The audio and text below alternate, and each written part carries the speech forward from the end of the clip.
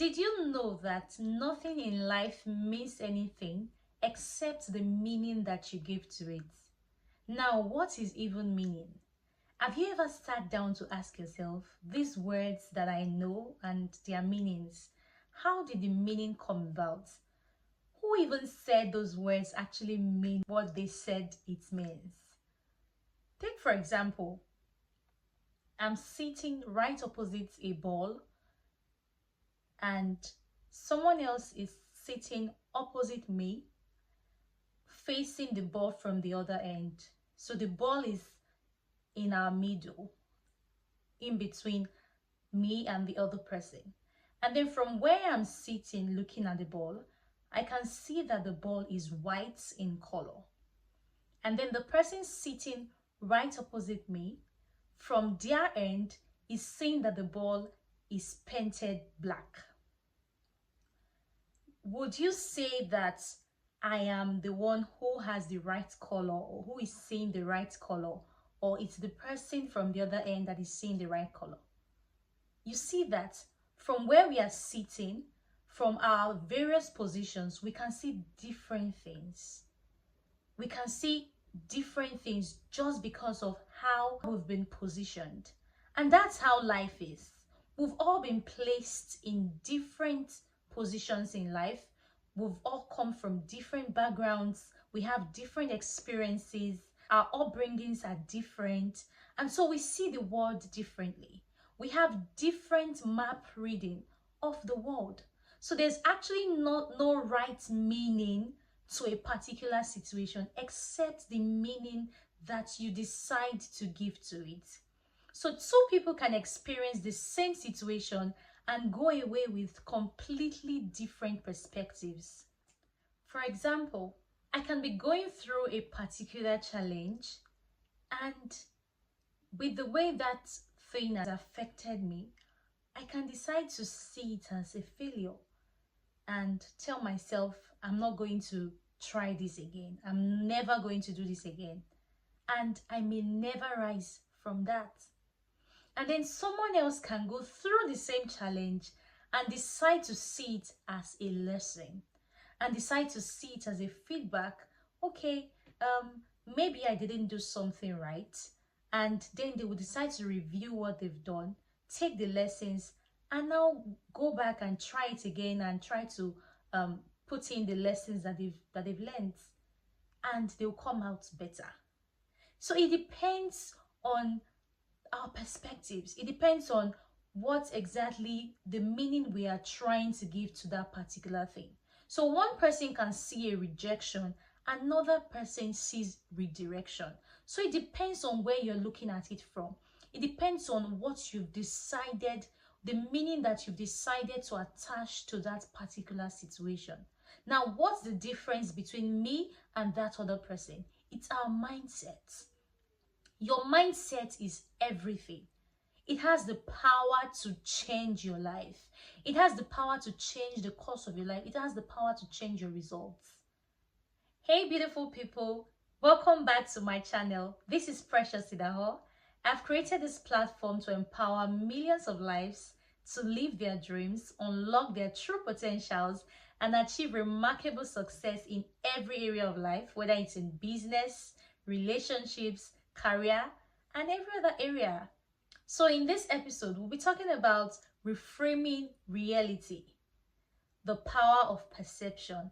In our last episode, we talked about how your mindset shapes your reality. So today we are talking about reframing your reality. How does your perception come into play when you're reframing, when you're trying to change your reality?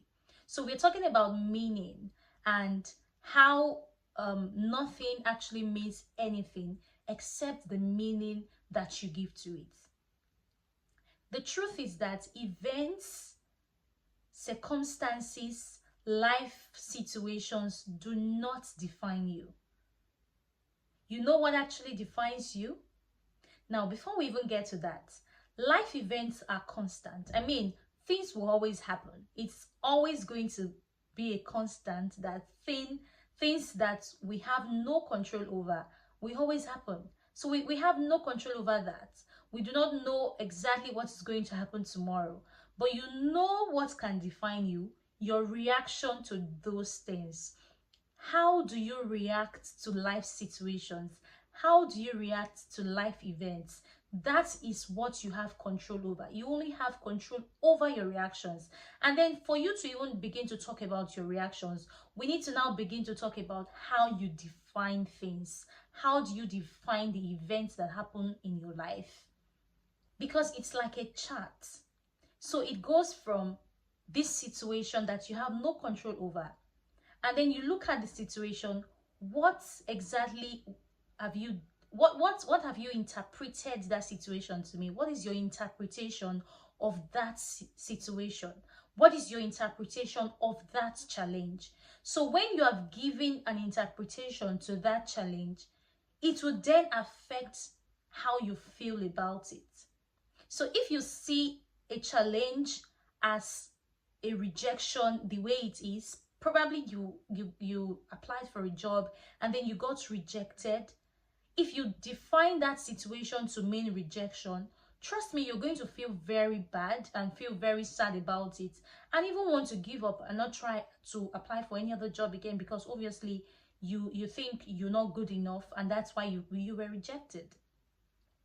But then if you decide to interpret that situation to mean, okay, maybe there is something that I need to do right that I've not done well, so let me go do my own work again. Trust me, you're not going to feel very bad. Yes, you are disappointed that you didn't get what you wanted, but there will be this energy that will come upon you to want to try again.